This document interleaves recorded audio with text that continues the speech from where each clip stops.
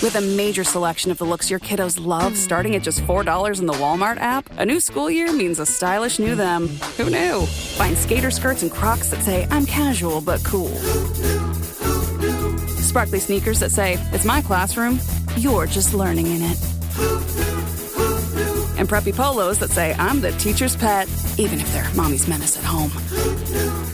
Find their favorite styles starting at just $4 in the app. The Walmart you thought you knew is now new. I'm always looking for ways to show my cat how much I love her. And with Fancy Feast gems, I can pamper her whenever I want with a savory gravy on top of a gourmet mousse pâté. The pyramid shape makes serving simple, so all I have to do is peel and plate to make mealtime feel extra fancy. And with 2 entrees in every pack, it's easy to turn every day into the extraordinary. Fancy Feast gems.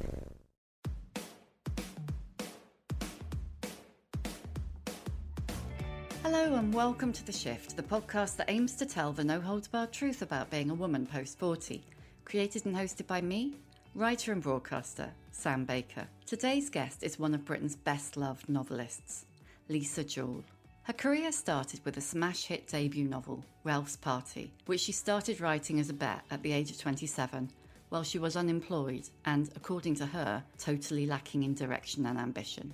It was the book of the moment, and for 14 novels, it looked like her career, although ticking along nicely, would never hit those heights again. Then her writing took a turn for the dark, and her career took a turn for the stratospheric. Lisa Jewell, it transpired, had a knack for a killer twist. That knack propelled her to the top of the bestseller lists on both sides of the Atlantic, with And Then She Was Gone. That was 6 books ago, and she's never been more successful. To be suddenly relevant in my 50s, is just not something I would have ever expected, and is absolutely extraordinary, and I'm so grateful. I went to meet Lisa in her envy-inducing North London home to talk about her latest book, The Family Remains, the debt she owes Bridget Jones, her unexpectedly scary menopause symptoms, testosterone overload, and her extremely proactive ovaries. Plus, she shares her controversial secret to successfully parenting teenage girls. I need to say, because it's a bit of a novelty for me to be in a house with a person, because everything's been Zoom for so long. So I just have to say, Lisa has the most spectacular house.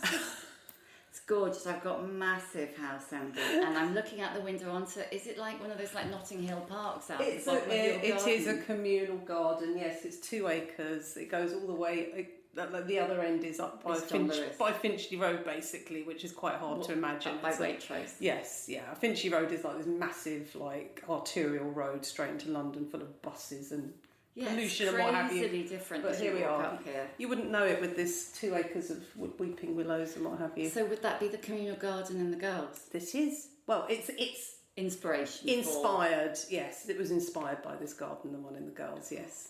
I mean, there are many interesting things about your career, but one of the most interesting things is how you were like one of those annoying, phenomenally successful debut authors, like straight up the top, bang!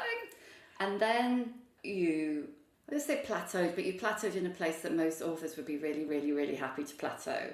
And now you're like stellar. Yeah. So let's start by telling me about the start, right? Because you weren't like a university kid and all of that, were you? Yeah, I was a very, very unlikely successful debut novelist, or novelist full stop. In fact, I'd always been good at writing, but I certainly wasn't ambitious, and I wasn't studious, and I didn't have any goals in life. And so I left school at 16 and went off and did art foundation course at my local college, and then I went off after that and did fashion promotion and communication at an art school in Epsom. Which is you wanted to be a fashion PR? I didn't want to be anything. I just had to do something because everybody else was doing something, and I didn't know what I wanted to be. I had no clue. So I spent 4 years doing these sort of random arty things, and then ended up working for Warehouse, the high street fashion retailer. Oh, did you? In their head office. I worked in their pattern room for a few years. And then, so at the time that I started writing my first novel, I was 27, and I was, after a short period of unemployment, working as a receptionist at a firm of shirt makers in their head office in Battersea. And so that's where I was at when I So started writing my first while you were novel. meant to be receptioning? Right, so the only sort of sign that I might have been about to write a novel at that point in my life as a receptionist in my mid-20s was that I'd done this evening classes in creative writing at the Working Men's College in Camden for fun. It was just fun.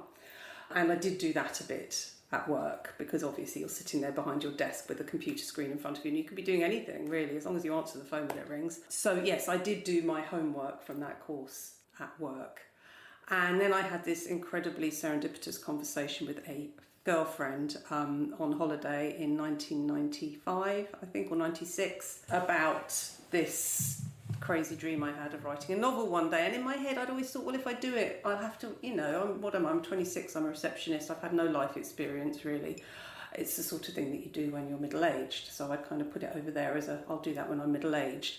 And thankfully, this friend I had the conversation with said, no, do it now. And particularly, I just lost that job as well. So I didn't have a job to go to after the holiday that we were on. And so she persuaded me to give it a bash there and then at the tender age with no life experience. And I wrote those 3 chapters just to keep her happy. And those were the first 3 chapters of Rouse Party. So the whole thing was just incredibly unlikely. Nobody who knew me at any point in my short life at that point would have said, oh yeah, you can tell she's on a trajectory to success and literary success. You didn't have like an in, you didn't like know the right people, you didn't have a mum or dad who knew people. It was like, that was a bit less, well, I was going to say it's a bit less common when we were 20, but it kind of wasn't, because once I got to London, I just discovered everybody had been to Oxbridge. I didn't even know what Oxbridge was. Oh yeah. Yeah, did you not go to university? I did go to university, but you didn't. Birmingham. But you went to Birmingham. Okay, right. But I didn't know what all that kind of Oxford was. And it's an extraordinary percentage of the authors that I know did actually go to Oxbridge. It does seem slightly disproportionate. So no, I didn't know anybody in publishing. That I found my agent by buying the Writers and Artists Yearbook and flicking through it and sort of highlighting the ones that I thought might be worth giving a bash.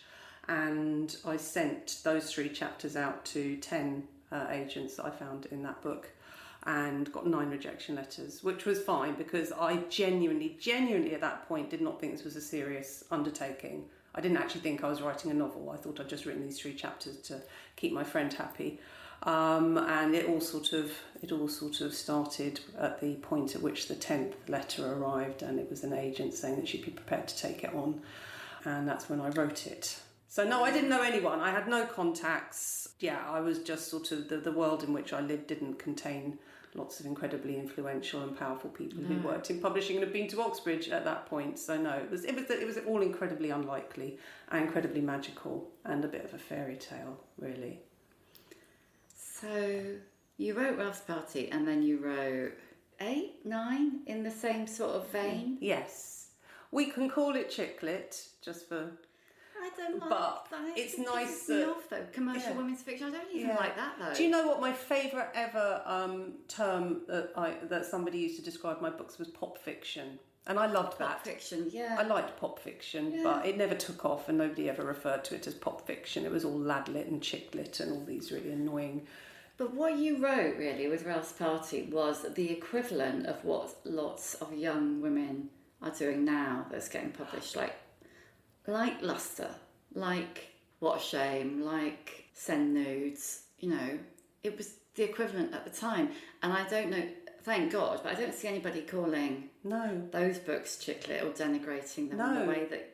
That's such a good point. And the covers, the way they're published in such a cool... proper books. Yeah. They're beautiful to look at and they look like they're worthy of being held in your hands and touched and opened and read. Whereas the way they published those books back in the noughties with these awful pastel tacky cartoon covers that look like children's books, the whole package, the whole way that it was sold into... the world was they sold very well, these books, but I think it was a bit demeaning, really. Yeah, well, it's like there's an acceptance now for whatever reason that those books might have something to say. Yes. Yes, exactly. Sally Rooney, for instance. Nobody's saying that Sally Rooney is anything other than a really good writer. Yes. And it's not really any different. She's a So writer what of a her lot of you moment, were and doing she's then. you know, she's sort of journaling in a way what it's like to be that age at this time, and that's exactly what what you I was did. doing back in the noughties and late 90s. It was just, this is what it's like being 27 years old and living in London at the tail end of the 90s. This is what it's like. So yes, I think you're right, and it's a weird shift, isn't it? And and that was the other thing. It was like a feeding frenzy at the time. I mean, the publishers back in the early noughties were just throwing money at young women who they thought might be able to recreate this sort of zeitgeisty thing, which I don't think is happening so much now. I think there's much more cherry picking going on. The hunt for the next Sally Rooney, and back then it was the hunt for the new Helen Fielding or whatever it was. Yes. Yeah. Oh God, I mean, this all comes from Bridget Jones. If I'd written my first novel without Bridget Jones ever having been created, I doubt I would have got it published. It was all born from that seed, which, thank you, Helen Fielding. In a way, I don't know whether this is the right comparison to make, but in a way it's a bit like the very first collection of the Sex and the City columns. Yeah. The first Bridget Jones book in particular. Those books absolutely nailed what it was like to be a certain sort of woman at a certain time. Yes. But there's still, I mean, I still feel like, despite the fact that Bridget Jones did have like a 25-year programme on BBC Two, there's still a sense that it's a little bit over there. Oh, absolutely. Yes. It's not Ian McEwan, is it? No. It's, it is. As they all are, I'm afraid. Commercial women's fiction always suffers from this, and I guess it always will. It's like, so you basically wrote 8, 9, how many have you written now? Nearly 20 books? I'm just coming up to the end of writing my 21st, so yeah, and about to publish my 20th. So there was about 10 in this vein, in the vein-ish of I would say 7. I would say... You know better than me. Yeah, I think I shifted gear around book 8, which I think was The Truth About Melody Brown, which was the first book that I wrote where, in fact, I started writing it assuming that it would have a romance at its core, or a relationship at its core, and I introduced a male and female character to each other in the early chapters. And then about a quarter of the way through, I just thought, this guy is superfluous to the story, he doesn't need to be here. He's almost getting in the way. So I just sort of cut that relationship off. See ya. Yeah, bye. Very nice, man. You're very nice, and maybe we'll have you back in the last chapters, but she needs to get on with this by herself.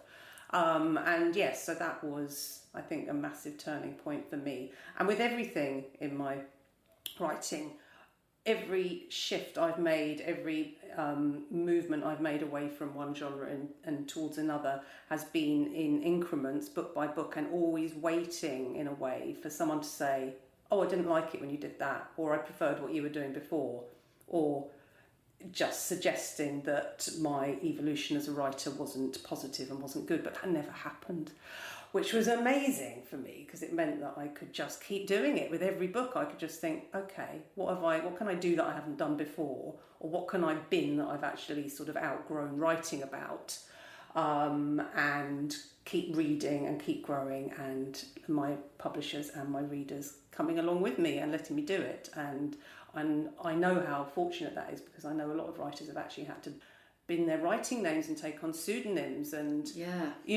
or go to another publisher to write in a different genre, and start afresh. So the fact that I've been able to just very slowly, without anybody really noticing, just sort of keep moving along, and now there's commonality between Ralph's Party and The Family Remains in terms of my voice, but in any other respect, there's just nothing to tie the two books together. It's a completely different type of book. It's really weird, isn't it? Because when you look at them, I mean, obviously it's packaging as well, and they almost could not even be written by the same person. There's such a big leap between, although maybe not quite so much Family Remains, because whilst Family Remains is still a psychological thriller, it's about the family. It is, and as it was written as a sequel to a book that ended on some very dark notes and with some very dark loose ends that needed tying up, I very much felt that it was my job with this sequel to tie up those loose ends and give people some happy endings and some redemption, which is kind of going back to the sorts of books I was writing slightly earlier in my career. is I was always, with my earlier books, heading for that happy ending. Had to have a happy ending, which is something I've been able to sort of get rid of. Yes, get rid of over the last few books. It's like, oh, it doesn't matter if that person's still Sod the joy. Yeah, sod the joy, yes. And yes, so I think you're right in a way that maybe there's more commonality between The Family Remains and Rouse Party than my other thrillers, because of that sort of having to tie it all up at the end. So was psychological, the move into, they're not really psychological thrillers. I've seen you compared to Barbara Vine more than Ruth Rendell, yes. And you have become the kind of author that has books written about your work, Lisa Jewell. Well, I don't know if I've become the type of author, but someone perceived me as the type of author. I am holding a book called The Truth About Lisa Jewell, Yeah. and an academic followed you for an entire year Yes. to follow your writing process, Yes. which as a writer was really fascinating. But I actually do think, and I'm not saying this because anybody's given me any money, I do think that if you're a fan of Lisa Jewell, you'll find this book absolutely fascinating. And as you said before we started recording, it is as readable. I mean, not really quite as readable as Lisa Jewell, but it's really readable. I mean, like a shot It's a through quick read. Underlining things and scribbling and Jem angry after the party. Let's do that first, actually, before we talk about how you became Lisa Jewell in like capital letters with exclamation mark. Let's talk about After the Party, because I think it was quite unique in that it was a really angry book. That's a very, well, you've read that book, so you know something of the background to that. Yeah, but I do, but they don't. Yes, exactly. So God, this was my greatest misstep personally, I feel, as a writer. I was at my previous publisher, Penguin, and having been their golden debut star author and had that experience, I could just tell that the sales were going down and they weren't building me, and there didn't seem to be a sense of excitement anymore about my books. And I kind of wanted to get the love back a bit. And in a meeting, I stupidly said something that I'd been thinking of vaguely, but I hadn't actually decided I wanted to do it. I said, it's the 10th anniversary of Rouse Party coming up. I could write a sequel. Maybe. Oh my God. Yeah. Schoolgirl error. Schoolgirl error. And of course, the minute I said that, they were, yes, do that, absolutely do that. And the minute they said, yes, do that, I thought, but I don't want to do that. I actually don't want to write a sequel to Rouse Party, but it was too late by then. I'd said it was out, and I had to do it. And this was at the point in my own life where I had a baby and a toddler and issues with my marriage to the father of that baby and that toddler. And I thought, okay, what I can do is maybe take Ralph and Jem from Rouse Party and use them to explore some of these issues I'm currently dealing with, and make it sort of a big roar of a book about what it's like when your partner lets you become a housewife, and where you're trying to balance everything out, but everything comes back to you ultimately as the woman and as the mother, and all that resentment that builds up in marriages at this point in the child rearing years. I thought, I'm just going to do that. I'm going to make it that. So how old were you then? Late 30s? So I had my second child when I was 38. So let us assume I was, late 30s, possibly pushing 40. And it's a weird book, and I didn't quite know what I was doing with it, but I knew that I was getting a lot of my feelings and a lot of my emotions and a lot of anecdotal stuff in there. I was sliding a lot of anecdotal stuff in there about resentment and what have you. And then I gave it to my editor at the time, who also had very young children and a husband who, I don't know if she hated him, but I assumed she did, because we all hated our husbands at that point. And expected her to sort of say, wow, this is so raw, this is so real, female readers are going to absolutely love this. But she went Team Ralph. It wasn't your brand. Oh, she went Team Ralph. Yeah, she was like, Jem comes across as very hard to relate to. She's quite unlikable.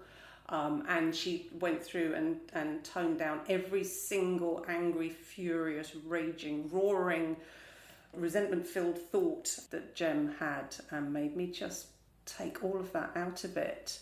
So it's interesting that you think it was still an angry book. Yeah, I do think it was still angry, but I can see what you mean. I can see that it's more suppressed. Yes. And I think it's interesting because what we were talking about earlier about, books by older Gen Z, young millennial women, they're allowed to be angry. Yes. I mean, I think we're all allowed to write angrier books with less likeable characters than we used to be. Yeah. But I wonder now whether you would have really been able to write the book you wanted to write. Yeah. And tell the truth about, being the one stuck with all the childcare and... Or just how, I am a congenitally lazy, filthy slattern by nature. That is how, left to my own devices. You've got a cleaner then? I have a cleaner. I was going to say. Yeah. I tidied up for you. I here. absolutely tidied up for you, I can assure you. So left to my own devices, that's probably how I would live. If nobody ever came to my house and I lived alone, I would live in squalor. But you can't do that when you've got a family and children and what have you. And it was that sort of fury at the fact that if somebody has to take on the housewife role, it has to be the woman. And then you become the woman who's nagging and sort of getting cross about things being left out, and I'm not that person, but somebody has to be that person. And I think that really tipped me over during those years of like, okay, I have to make these people inside my body and then push them out and then feed them from my body, and I have to keep them clean, and I have to also pay for everything as I was the main breadwinner. And also worry about the fact my husband doesn't think he's getting enough sex, and just the whole kit and caboodle. And couldn't have been further down your list of priorities. I mean, I could tell you some things, but anyway, I shan't. Oh, damn. Yeah, and just that awful feeling of like, oh my God, I'm a housewife. I never was put on this earth to be a housewife. This isn't who I am, but I haven't got any choice in that. Was that your first marriage or your second? Yes. No, my first marriage was like a starter marriage in my early 20s. It was all over by the time I was 25. So no, this is the now marriage, which is actually fine now. Oh, yes. So you're still married. So it's... Oh, yeah. Oh, I made it sound like we must absolutely have got a divorce after that. No. I missed a marriage in there. No. There were no children involved in the first marriage. No, this is... So you got through it? Oh, yeah. So I'm just really interested in that kind of 40s thing. At what point did you start to come out of it, or did you go into menopause at the point when you had teenage daughters and it all, or what was the process? Well, for me, it has absolutely been, because not only am I not a natural housewife, I'm not a natural mother. I am a natural mother. I'm a brilliant mother. But I don't like babies and children. I liked my babies and my children, but I don't actually like them. And at every point in their development, I would, rather than weeping over the things I'd lost and, I don't read bedtime stories for my child anymore. I'm like, yay, I don't have to read them bedtime stories. Or, I really miss sitting in the bathroom with them and like washing their hair for them. Yay, they can wash their own hair. Yeah. So for me, it was this very gradual process of every time my child became more independent and I had to do less for them and I could leave the house without having to organise a babysitter or ask my husband to be here. That was it. It was just my children set me free really by growing up. So yeah, it was always going to happen, and I absolutely love parenting teenagers. I just think it's the best thing in the world, and this is a bit I'm going to miss when they're gone. I'm not going to miss any of that small kid stuff. I don't like small kids, they're annoying. I will miss this bit of rattling around a house with these incredibly interesting people with their chaotic lives. And how old are they now? They are 15 and about to turn 19, and they're just... So what's been the experience of having teenage daughters with their hormones and their great bodies and their... I've just loved every second of it, from the moment they sort of transitioned from these kind of... they're really awkward teenagers. They're the worst. Teenagers are the worst. And from the minute they blossomed out of the teenage years and into the teenage years... About 13, 14. And they actually, they physically match what's going on in their heads. You can have a proper conversation with them. I mean, it's such a sort of cliche, isn't it? The fact that, particularly if you have your children a little later, as we do these days, that you are going through menopause at the same time as your daughters are going through puberty, and then there's going to be this awful clash of hormones in the house, and the poor husband will probably want to move out because all the fireworks are going to be going off left, right and centre. It just wasn't like that. I met a woman at a party many years ago when my girls were tiny, and she told me she had 4 teenage daughters in the house. And I said, oh my God, the classic reaction, that must be awful. She said, you know what, it really isn't awful. She said, the secret to living with teenage girls is to let them do whatever they want and be nice to them all the time. And that is what I've done with my girls. I've given them ultimate freedom to go off and make mistakes and be dreadful and do, whatever it is that they want to do, knowing that they have this incredibly functional, solid, loving, nurturing home to come back to. And it doesn't matter how they're talking to me, I will talk to them nicely. I don't raise my voice to them. I tell them I love them the whole time. I'm just this sort of big, soft, absorbent cushion in their world. And it doesn't for a minute suggest that my girls are perfect, not for even a second, but it does mean that home life is really nice, it's really harmonious. They really appreciate me, and they appreciate being at home, and they like being here, and they're not forever trying to sort of get out of this hellhole. So it worked for the woman I met at the party many years ago. And it's working for me. So we've sort of avoided this awful clash of the older woman and the teenage girl that can happen. And I think we're through the sort of the worst possible points in the process now. So I think if it hasn't happened now, it won't happen, I think. Pretty sure, anyway. Yeah, it's been good. They're 15 and 19 then. Yeah.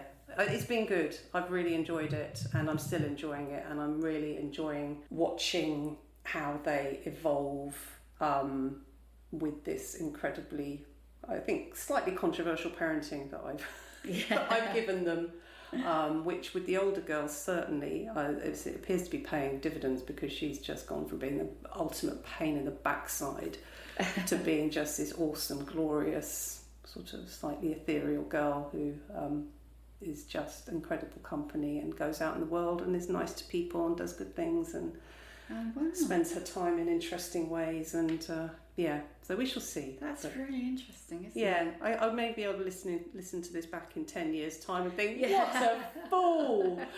It's sort of like both my children have gone completely off the rails at the age of 30. But we'll go back to the book in a minute. But where were you menopausally? Okay, so I am currently 53 and I'm about to turn 54. You're a July baby too, aren't you? I'm a July baby, yes.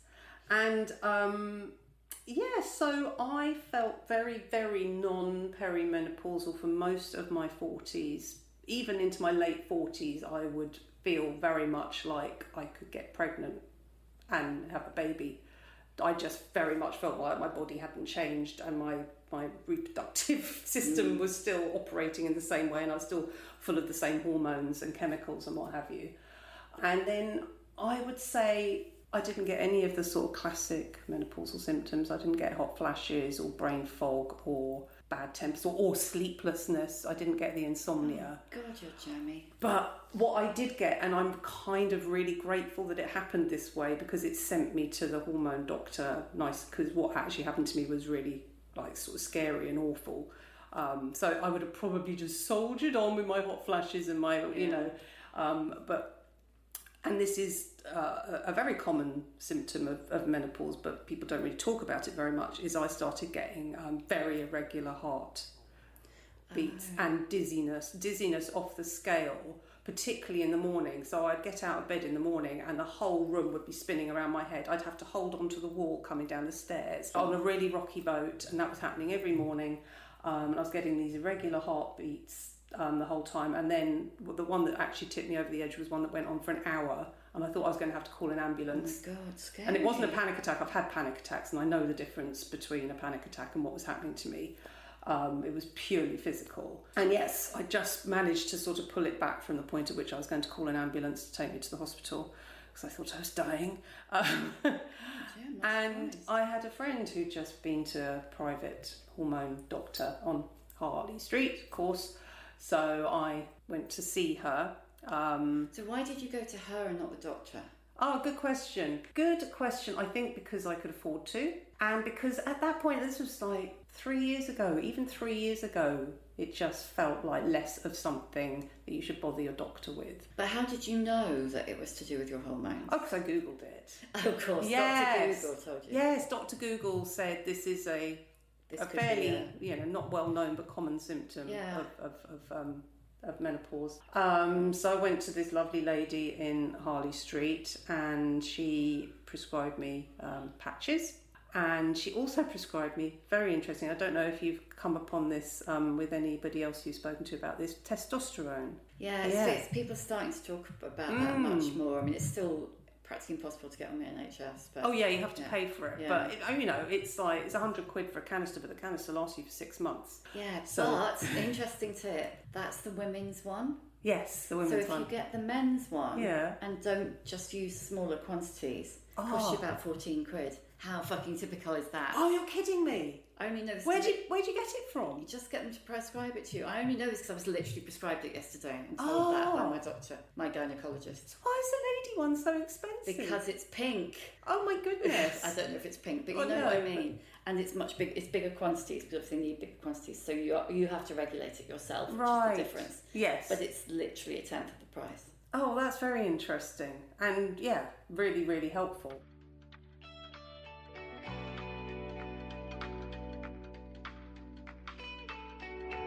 This episode of The Shift is sponsored by Shopify. When I think back to starting The Shift, I can hardly believe I pulled it off. I mean, I knew nothing, and I had to figure it all out on my own. Scripts, scheduling, branding. When you're starting something new, it can seem like every time you tick something off your to-do list, 2 more things magically appear in their place. So finding a tool that simplifies the whole process can be a real game changer. For millions of businesses, that tool is Shopify. Shopify is the commerce platform behind millions of businesses around the world, from household names like Heinz to Allbirds and Skims.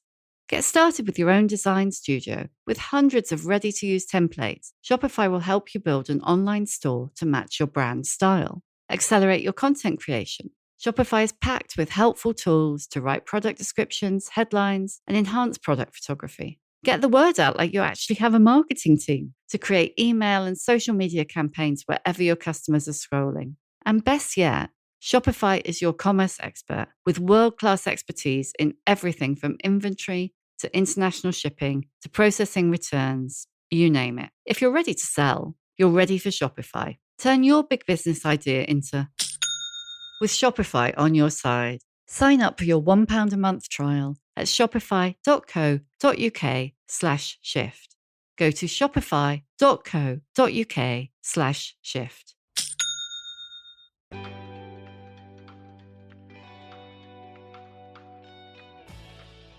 Yeah, I would very much advocate for the use of testosterone in menopausal women. It is very... Really, was that? So you had the estrogen patches. So the estrogen patches, which I went and collected from the pharmacy the minute I left her clinic, and slapped one on, and within 24 hours the dizziness had gone, and so had the irregular heartbeats had gone as well. It was instantaneous. It was absolutely extraordinary. And the testosterone, I would say, because of course all these hormones work in conjunction with your own hormones. Yeah. So there are times when some of the symptoms come back a bit, because clearly the estrogen in the patches was enough to counterbalance whatever it was that was causing my palpitations and dizziness, because I'm still making estrogen. But if I go through a phase where my body's making much less estrogen than it usually does, the patch doesn't quite make up for that shortfall, and then I can get little dizzy patches. But I know it'll all be over in a week once my natural estrogen levels pop up again. And it's the same with the testosterone. You know, women's testosterone production peaks at 25 and then starts going downhill. So this is what I tell my daughters. It's like, you're actually, that's when you're at your most sort of kind of shag obsessed, sex obsessed as a woman. This is why teenagers shouldn't be having sex, because then the teenage girls are not making any testosterone, which means that they're not actually having any fun or wanting to do it, because they don't actually have a sex drive. Teenage girls, I'm sure there are teenage girls out there who would disagree, but so the testosterone builds up in young women, so by the time they're my older daughter's age, they're starting to appreciate it. Yes, probably starting to be a little bit more sort of proactive in I'm feeling horny, I really would like to have sex now, rather than, maybe if I sleep with him then X, Y or Z might happen. And then it falls off a little bit after the age of 25. So basically, God's design is that you should be shagging between the ages of 20 and 25 and having your babies then. Having your babies, and then you can just pop off. And then, exactly, yeah. But you do still make testosterone as a woman, even at our age. And I think what happened when I started taking testosterone is that for some reason, I had quite a lot in my system, and I had this sort of testosterone overdose, I would say, which was very, very, very dramatic. And I keep thinking I'd like to write a piece for Medium about it or something, about how it felt. It was about 2 weeks where I was just off my tits on testosterone. You can write a guest piece for the shift if you like. And I just thought, oh my God, I think I know what it feels like to be a man. My eyes were on stalks everywhere I was going. I was looking at young men, probably looking at them in a really creepy way that would have made them feel uncomfortable if they'd seen me. I was thinking about sex all the time. So that was how your own testosterone production was combined with this newly introduced testosterone from the tube that is like a gel and you rub it onto your skin. So for 2 weeks I thought, oh my God, this is crazy. This is what it must be like to be a man. How awful. No wonder they always how they are. And I did wonder if I would stick with it, if that's what the rest of my life was going to be like. But whatever happened, it faded away, and now it's just this very sort of neutral thing, and I put it on twice a week. And what it is actually supposed to do, rather than giving you the horn and making you stare in an unsettling way at young men, is it's just supposed to maintain your focus, and it's that brain fog thing. It's supposed to counteract the sort of brain fog and keep you sharp and keep you on point and what have you. And I certainly don't feel like I've been suffering from any sort of brain fog or no, and that brain fog thing is a complete pain. I mean, mine's not too bad now, but it used to be really, really bad. My gynaecologist said to me yesterday, actually, she said that one of the reasons she uses it is to do with strength. Yes, that's another muscle strength. Of course, muscles as well. Yes, absolutely. Because... And that, when you start to see people get spindly little legs. Yes. The little old lady legs. Yes, it's for all sorts of things. It is for all sorts of things. And I haven't tried not using it, so I don't know if I would notice any differences if I stopped using it. But yes, so I do still, because I don't know, I'm assuming it's because I use the estrogen patches, I do still have a monthly period of sorts, but sort of very kind of old lady periods, I would say. Good, I haven't had a period for years. It's great. Yes. Although the flip side to not having a period is not ovulating, and I've always enjoyed ovulation. There's always... How did you know? I just feel more sort of zingy and alive, and sort of walk around kind of feeling a little bit more plugged into the world and more aware of men and certain different energies. You had very proactive ovaries, didn't you? Yeah. Possibly, yeah.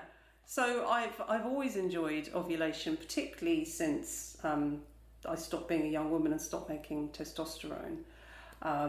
I've always enjoyed that sort of 4 or 5 days every month where I felt a bit more like, hey, let's get out there. That is so interesting. When I was at the gynaecologist yesterday, she was like, oh, let's have a little look in there. Like, here we go.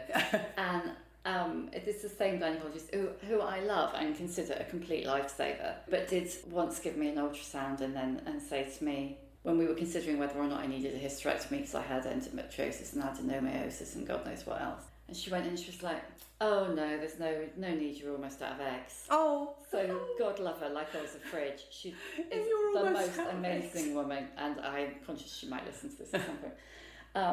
But yesterday she did say to me, yeah, and your left ovary is, and I was like, the word you're looking for is withering, isn't it? She was like, I was trying to avoid the word.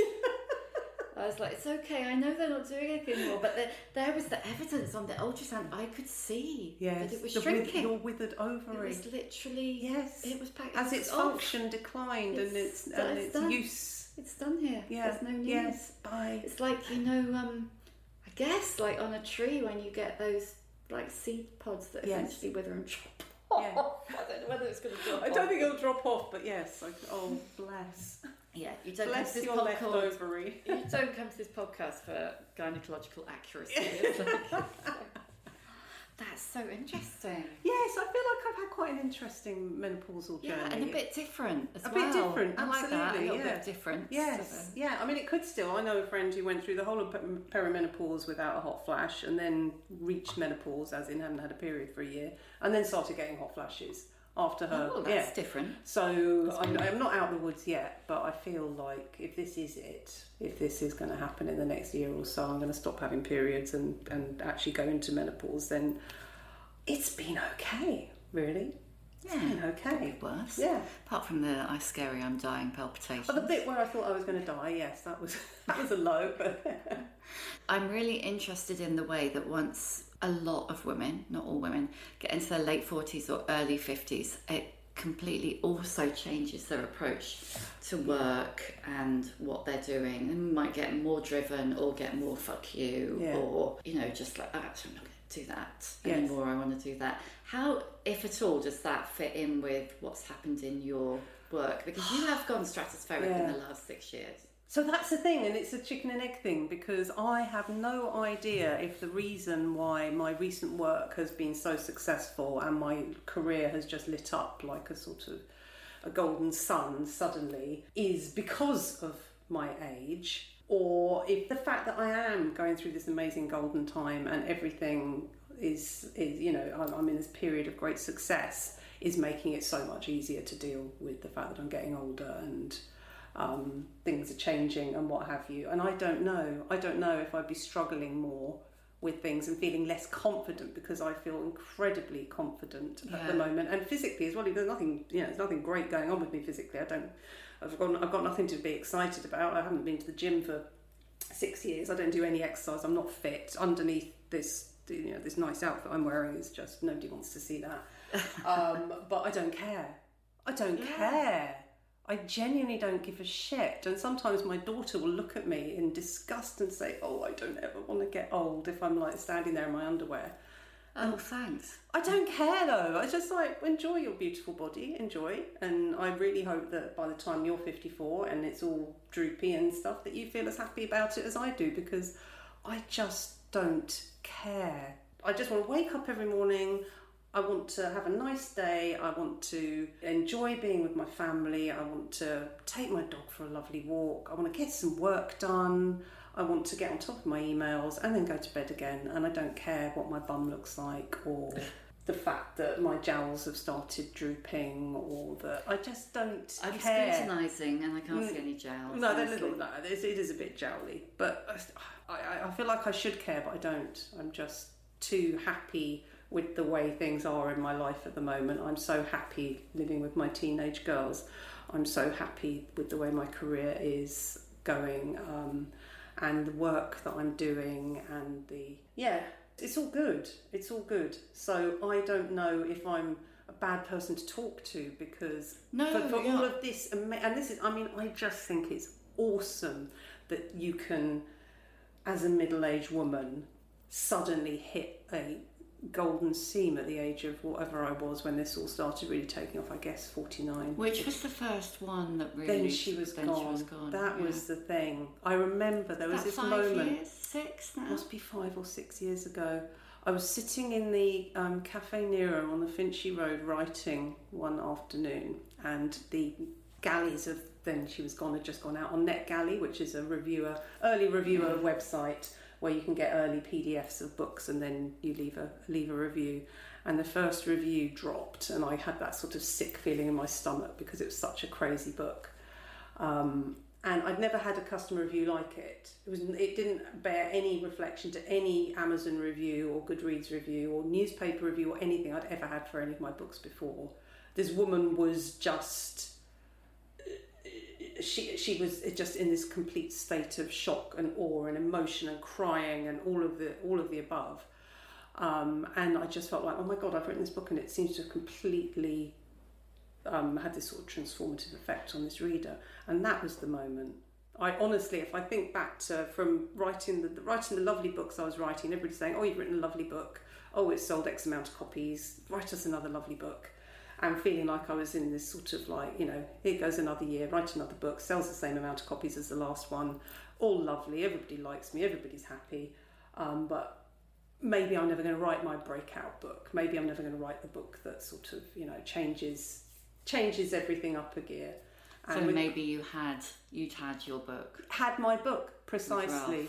Precisely. I thought I've had my book and a lot of people don't get that, and I was lucky to have that, and that was amazing. That was magical, and I look back at it with stars in my eyes just thinking about it. But exactly, I thought I've run out of chances to have that happen again, and then I read that review and I thought, oh, okay, this could be different. This could be something really different. And so it was. And then she was gone. It went on the Richard and Judy list. It sold really well. I'd never cracked the top 5 before, and I think that went in at number 3 or 4. Anyway, it was incredible. But the amazing thing with that book was that it cracked America for me. Yeah, I mean that's and now you're like top the bestseller list there too, don't you? Only with that book. And the perception is very interesting. Once you've been number 1 in the New York Times bestsellers, people just assume that all your books are in there. But no, it was only that book. No other book has ever done. In my head, it's The Family Upstairs that's the big success. That was huge here.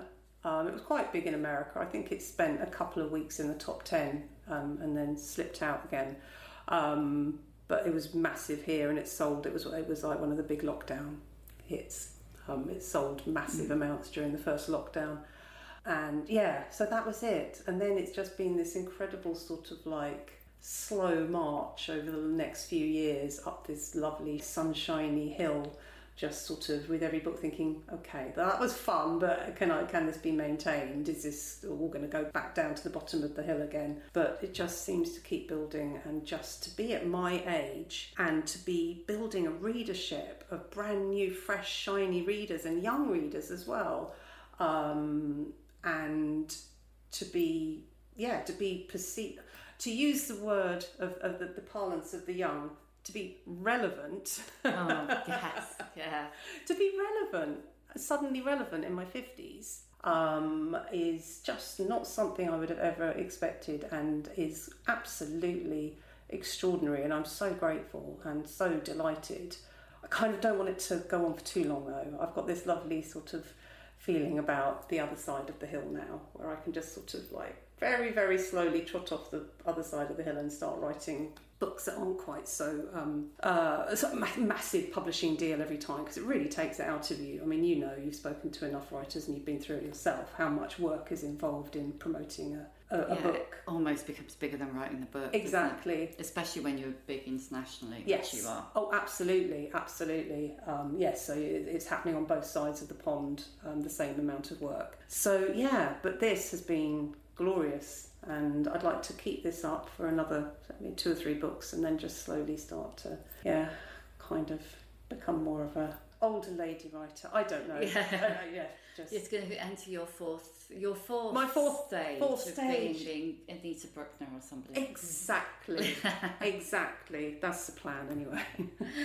Before I ask you the questions I always ask at the end, you've got to tell me about the 5-2 diet. Oh, okay. I've always been fascinated by the 5-2 diet, but I've got no discipline, so... And I know we don't say the word diet, but 5-2 eating plan. 5-2 eating plan. Let's call it that. So I used to go to the gym a lot, and then I stopped, and I didn't want to go back. I just thought, that's it. Was that an age thing? It was habitual going to the gym. I never enjoyed it. I didn't like the people there. I hated everything about it, but I did it. And then there was one summer where I couldn't get. I don't know. The children were at that age where I couldn't leave them, but I couldn't put them anywhere, and I just thought I had to write a book, and I just thought something's got to give, and it'll be the gym. And come the end of the summer when they went back to school, I was just like, I don't want to go there. I don't ever want to go there again. I'm done. So I don't know if it was age. It was just like I broke the habit, and I just thought no. And it's 2 hours out of my day that I've got back. 2 hours out of my day every day that I've got back for myself. But of course, my body was used to me burning a certain amount of calories, and then it stopped. And I started putting on a bit of weight and muscle, I guess. And lost muscle. And I just thought, I want to do something. I hate calorie counting. I hate not being able to eat whatever I want to eat. I want to have chocolate in the house. I want to eat biscuits. I want to drink beer. I want to go and have a curry on a Friday night and not think twice about it. I don't want to have a restricted diet. That's just... I couldn't live like that. And so I thought I'd try it, the 5-2, and it just stuck. It just stuck. I just find it so easy. I'm on a fast day today and my stomach is rumbling while I'm talking to you. It's just empty and growling. So I'll just have a can of Diet Coke or something. So how does that work? You do 5 days where you eat what you want? You can't, well, my husband does it as well, and he eats whatever he wants on his non-fast days, but he's very muscly, so he burns fat more easily than I do. He's much more efficient, metabolically speaking, than I am, so he can do that. But actually, the way you're supposed to do it is on your fast days, you don't eat more than 500 calories, and on your non-fast days, you work out using a calculator what your daily calorific output is, based on your age and your level of exercise and what have you, and you eat that. So I burn apparently 1,560 calories a day. Yeah. And that's what I should eat. I shouldn't eat any less, because you don't want to rob your body of calories more than twice a week, because then it goes into that mode of storing up the fat because it thinks that there's a drought and what have you. So I do try and stick to sort of 1,500 calories a day, apart from at the weekends where that's still not very much. It's just fine though. It is genuinely fine. And this is something that once I decoupled myself from my husband's eating, we don't eat together ever unless we're in a restaurant. Once I decoupled myself from him, it's just so easy. And I eat at 5. I don't want to eat at 8 o'clock. I don't want to go to bed with a stomach. I wonder if that rumble will have made it to your microphone. It doesn't matter if it has. I don't want to go to bed with a stomach full of food. I want to have digested it by the time I get into bed. So that, I find it really easy. 500 calories for breakfast, 500 calories for lunch, 500 calories for dinner. If I go out, then sod it. I'll just eat and drink whatever I want. But yeah, I don't find it. It just works for me. And if it means I don't have to go to the gym ever again, as long as I live, then I love it. Good point. Right. Questions I always ask. What's your emotional age? Oh, that's a really good question. I think I'm emotionally incredibly mature. So I'm going to say my emotional age is 53.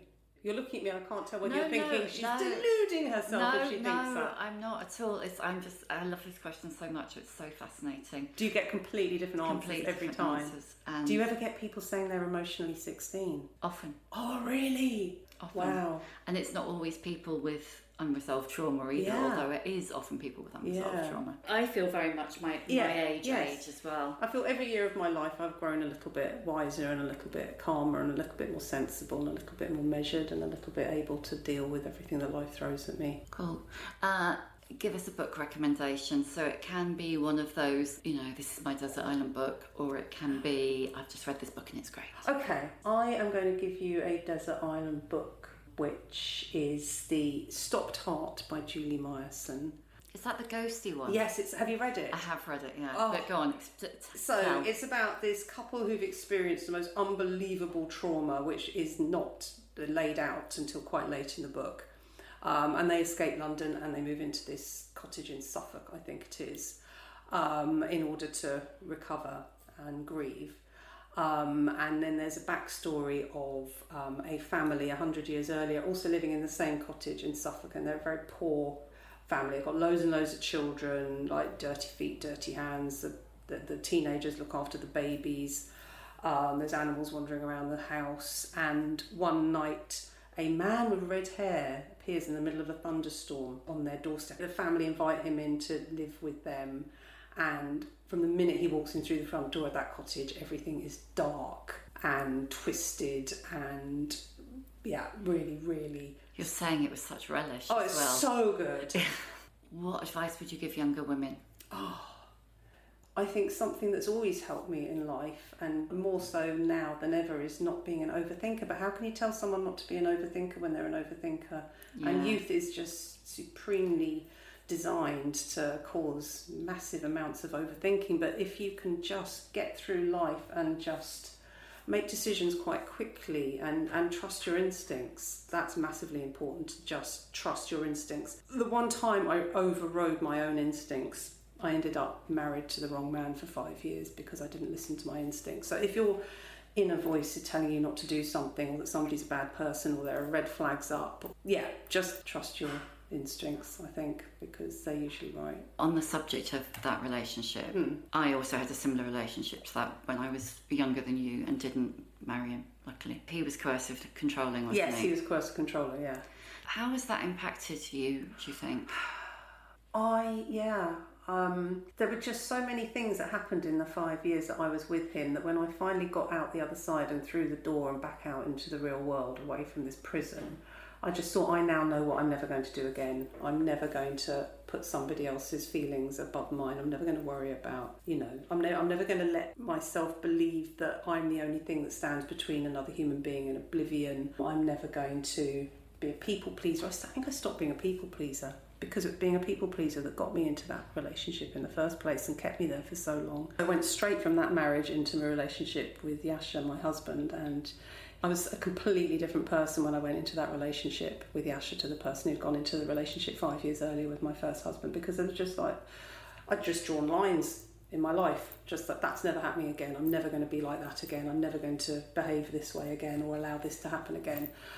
So it was instantaneous from the minute I walked out of that marriage, and I've taken those lessons with me and stuck with them. And I'm always going to trust my own instincts in the future. And the minute I saw that guy the first time, I just thought, no, you're not right for me. And I overrode every single instinct I had about him until I found myself trapped in a house with him 5 years later. So, was that because you were flattered? In a way, in a way, I just...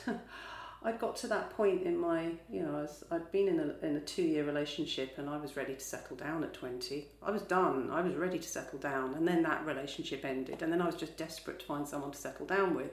But of course, 20 years old in London on the clubbing scene.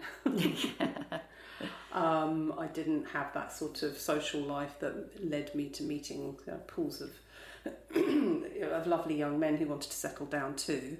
And it was the fact that he was just absolutely up for it and putting an engagement ring on my finger and wanting to eschew everything else out there, all the other worldly freedoms of being a young person in London. No, let's not do any of those things. Let's just settle down, you and I, and get a nice little house in the suburbs. And so he gave me exactly what I wanted, but I found that I didn't actually want that at all.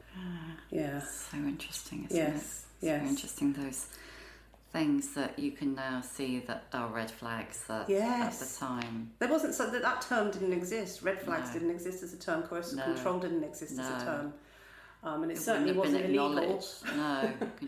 But so I didn't actually kind of understand what I was walking into, and until it was way too late. And it was horrible. It was a really, really horrible 5 years. But it's given me plenty to write about. Yeah, it has. Given me You do write about it quite a lot. I do write about coercive control quite a lot in all sorts of different relationships, not just romantic relationships and marriages, but yes, it's something I keep returning to because it's a fascinating concept that someone can make you stay when you don't want to stay, and you're not tied down to a chair with a piece of rope. You're literally free to leave anytime you like, and you don't. Tied by kids, or it's just a sheer force of will thing. Yes. And you're not necessarily a person who doesn't have your own will. Yeah. You're not a pushover. No. Exactly. Pushover. That's what's so bizarre about it. You assume that anybody who lets themselves be dragged into a situation like that must be fundamentally weak. Well, I think at that point, when you were going through it, and for me as well earlier, that was the thought. That was the social understanding around that. It's like, why did you stay? It's like, But now if people say that, it's a bit like, wake up, smell the coffee. Exactly. It's people recognise. Yeah, it's been a storyline in so many sort of popular radio shows, TV shows, films, and what have you. And it's always in the papers, and it is a crime. We now know it's a crime as well. That people are much more understanding when and it's not. I was going to say women find themselves in that situation. It's not just women who find themselves in that situation, but people. Yes. Yeah, it's really interesting. Who's your old bird role model? Do you know, who was I thinking about the other day? And I was thinking, that is life goals right there. I want to be that person. And when you say old bird, you mean like 10 Just years? older than you. It Older than doesn't really me. matter how old. Oh my God, who was it that I was thinking of? Oh, I don't know. I see women all the time who I just find inspiring and awesome, and think that's the direction I'd like to be going off in. I'd like to look like that. I'd like to act like that. I'd like to have that amount of energy, that amount of positivity. And I can't think of any of them now that you've put me on the spot. Oh, well, if it comes back to you in the next couple of minutes. If it comes back to me in the next couple of minutes, I will throw it at you. What's your superpower? I think staying calm, Just staying calm and being grounded and still and solid. All of those things. They don't sound like very superpowers, but they feel very, very important, particularly at sort of this stage of life where teenage children getting older and my career being quite demanding. Yeah. Yes. So I think, stillness. Like a still, strong core. Exactly. Yes. And how many fucks do you give? Oh, none of any description. Not a solitary one. No. And isn't it marvellous? It's just like, honestly, and nothing winds me up more than seeing people giving too many fucks as well. I just want to go up to them and just say, just drop the fucks. You don't need them. Just. Any old bird role model come to you? Oh God. Oh, that's very frustrating. I'm so terrible at thinking of things on the spur of the moment. So I'm amazed I managed to think of a book. No, I'm sorry. Don't worry. I'm sorry. That's really, brilliant. really Thank you. hopeless of me. But there you go. Sorry. No, it's not hopeless at all. Thank you. That's brilliant. Thank you for having me in your lovely living room. Oh, thank you for coming. Thank you for being a lovely conversationalist. Thank you for listening. You can hear a new episode of The Shift each Tuesday, wherever you get your podcasts. If you like what you hear, please do rate, review and follow, because it really does help other people find us. And if you'd like to support The Shift further, please consider becoming a member of our community. Find out more at steady.media/The Shift.